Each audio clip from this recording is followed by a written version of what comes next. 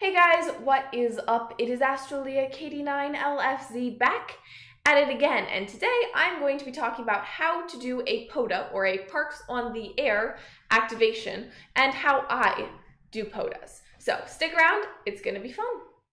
So first off, what is a POTA? A POTA is when you go to a park in your local area, or someplace that's not so close to you, wherever you want to go, and you take all your equipment with you portable and you make contacts. You have to make at least 10 for it to count as a park activation, but you can stay there and you can make as many contacts as you want. So how do you know which parks you can activate? Here is the official website, pota.us, and you can see everybody who's currently activating a park. What you're going to do if this is your first time is you are going to go to the maps. Now, if you don't specify a spot, it will drop you in the middle of the ocean. So let me get a little closer to home.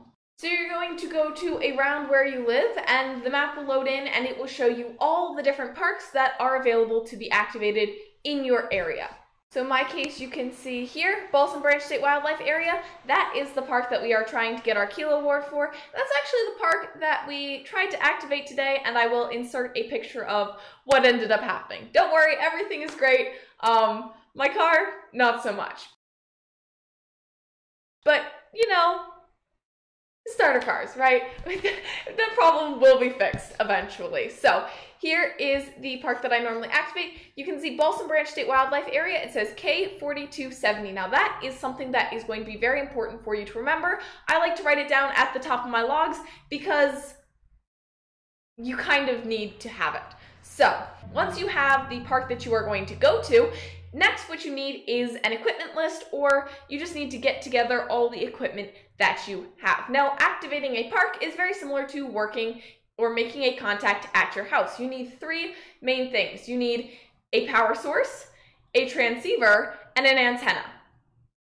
And you need a way to connect all three of them. So in my case, my power source is a bio and a battery, and my transceiver is a Xiegu G90, and my antenna is a DX Commander Lite. You can see on all the POTA videos on my channel, that's what I use. Now to connect those, I have a cable that runs from my bio and a battery into my radio to provide power, and a cable that runs from my radio into my antenna, and that's just a piece of coax.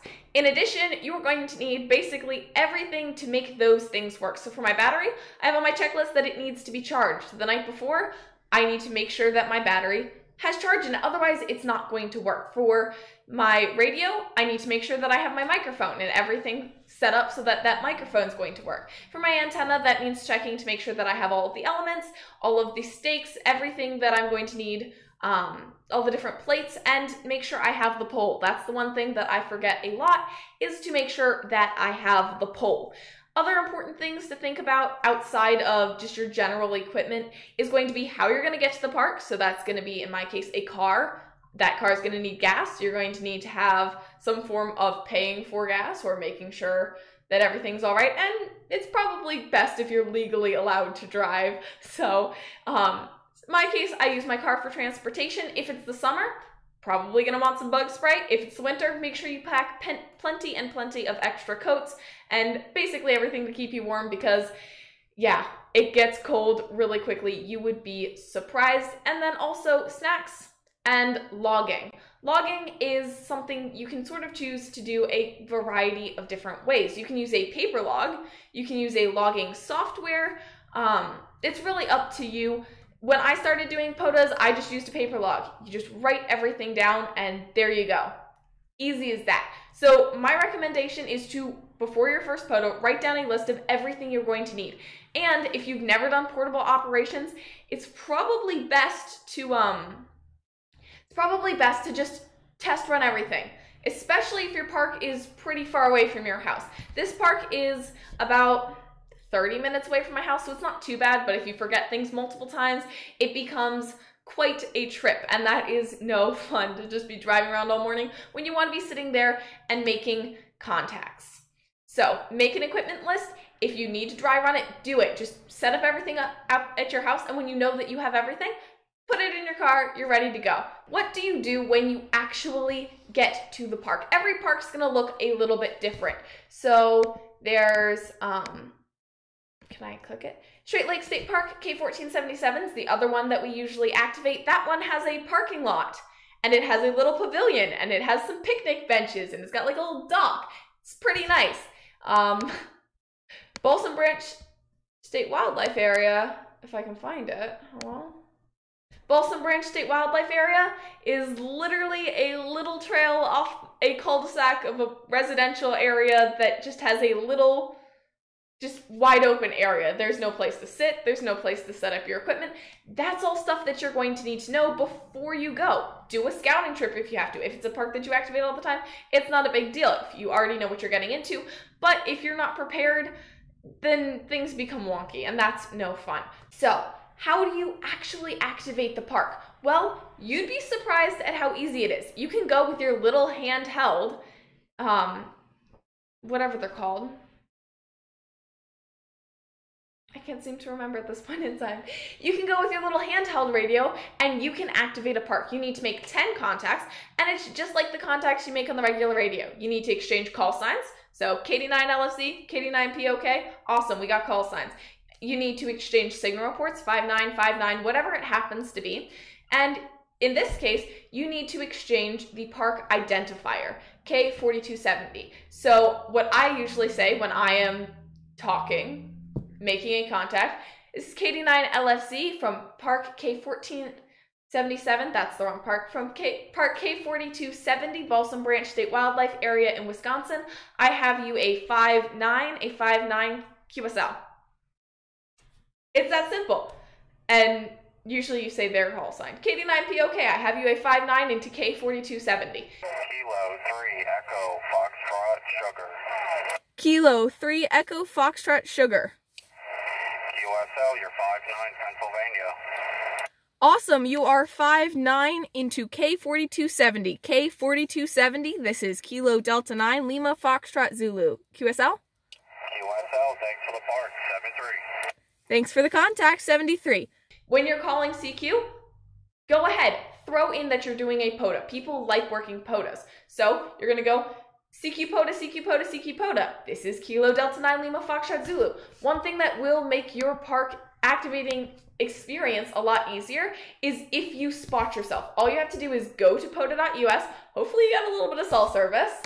Add spot, and then activator call sign, spotter call sign. That can be yourself. You can do KD9 LFC, KD9 LFC, your frequency, the park reference, that's just asking you for K4270, and any comments. I'm going to be working for an hour. I'm going to do whatever the comments happen to be. And you can see all these people are currently activating a park. This is so that if a spotter wants to go on, they're going to look and say, oh, this person's here, and they're going to, oh, I could probably get them tuned to 14336, see if you can hear them asking for contacts. And yeah, it's literally that easy. You make sure you have all the equipment, you go to the park, you spot yourself, and you start making contacts. Remember, 10 contacts is the magic number for you to be able to activate the park, for it to count. Then you have to send your logs in. It's a little bit tricky to send your logs in. You're going to need to have them all in an ADIF file, which becomes a little wonky if you have everything paper, but you put it into a logging program, export it as an ADIF file, and then you send that ADIF file to an email address based on where you're located. So and if you screw yours up, I screwed mine up the first time I submitted logs. He was like, yeah, I need you to change, you have to like change the file name or something. He was super nice about it, and I was like, awesome. I resent him the email that, I sent him a new email with the new logs that were all exported the way he wanted. He was like, awesome, great, got them uploaded. It all counts. Make sure you upload your logs. The people who are making contacts with you are counting on it, because there are people who just specifically go out to make contacts with other people. So I hope this helped you understand a little bit more about POTA, how to start as a beginner. Just get your equipment list together, go scout out a park, find a park that you want to activate. It's a ton of fun. Honestly, I was a little nervous the first time I did it, but now days that I have off school, are pretty much marked on the calendar as POTA days. I found out I had Friday off this week and I was like, Dad, I am POTA'ing on Friday. And he was like, awesome. Did I know that I was going to get stuck in a snowbank and have the front end of my car ripped off? No? But you know, it's all a learning experience. Hopefully, if it's in the winter, don't try and do what I did. Your car's probably worth a lot more than mine was. Mine is not worth that much. It's just a cheap starter car. So, whatever the situation happens to be, it's always an adventure. It's always a lot of fun. And